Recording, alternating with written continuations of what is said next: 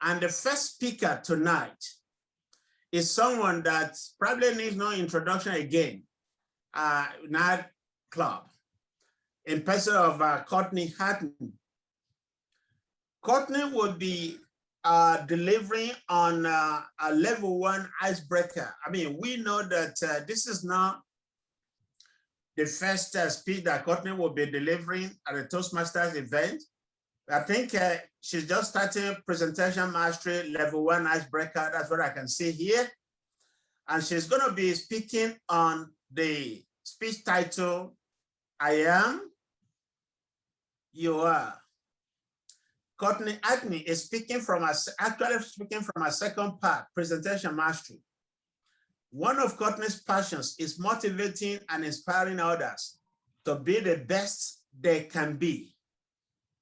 Tonight, Courtni will speak about who she is.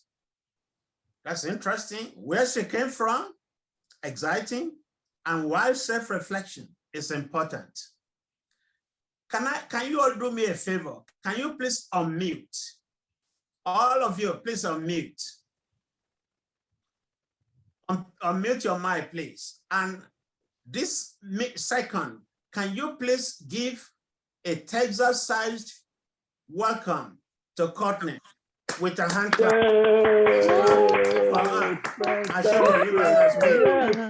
So you can now unmute. Now, Courtni, the floor, without a doubt, is completely yours. Take it away completely. Thank you, Mr. Toastmaster. Excuse me one moment. I was spotlighted, so I need to, again, pin the timer.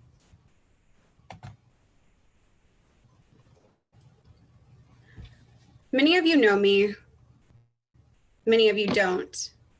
And if you don't know me, I encourage you to take a moment to listen and be receptive to what I have to say. So at work, we had a mandatory DEI, or diversity, equity, and inclusion training. And we were required, or strongly suggested, to write about who we are in relation to the world. Wow. That's a huge task.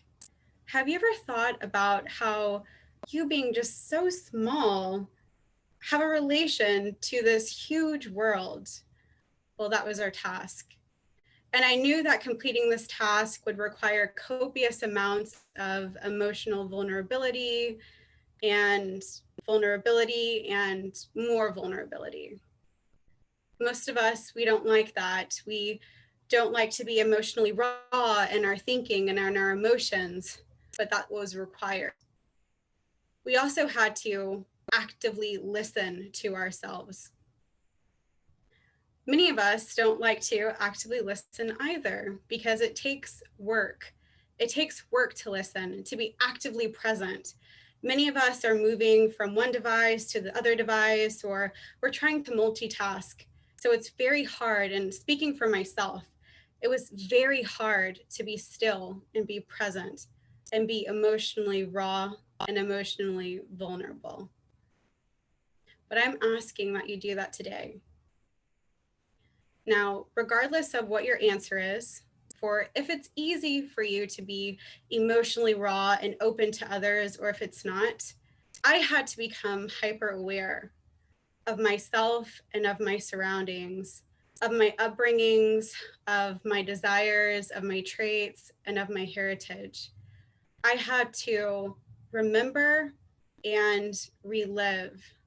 And sometimes reliving in moments that have already passed, there's a certain amount of bias, especially when it comes from your own eyes, but that was the brief. Looking at life through our own eyes, our own lens, and reporting that back to others so they in return could get to know us a little bit better. Forced resonance, the art of active listening, just listening. I don't know how many of you are guilty of being in a meeting and being on your computer as well at the same time and not necessarily listening fully to what the speaker has to say. But there's some magic that happens when you can be fully present with another person and be fully aware of your surroundings. By just listening to each other's stories, my organization, well, a few of us anyway, we were able to find similarities that we didn't even know existed because we stopped everything and we just listened. Now, although this assignment applied to my organization and it was something that was required to help with increase our equity and inclusion in our workplace, it also applies to life. There's a saying that says, one of the sincerest forms of respect is actually listening to what another has to say. So please listen to this.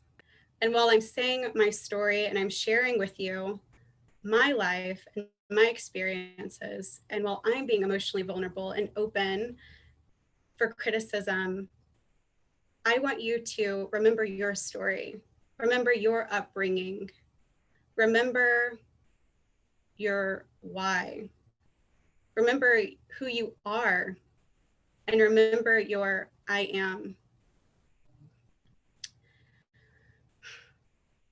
I heard I am from one of the wettest countries on earth,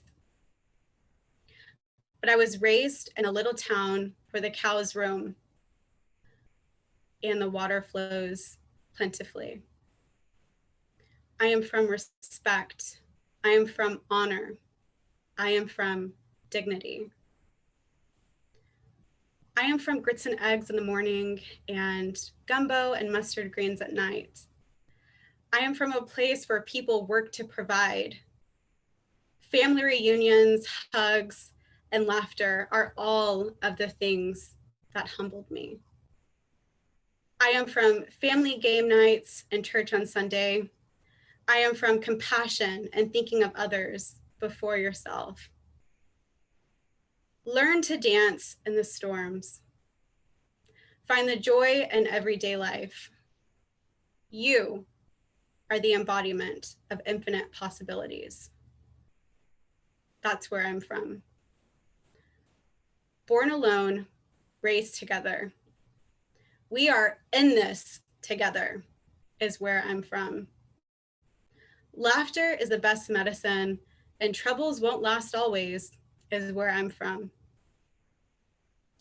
I am from a line of God-fearing men and women working behind the scenes, fighting adversity to help those seen and unseen.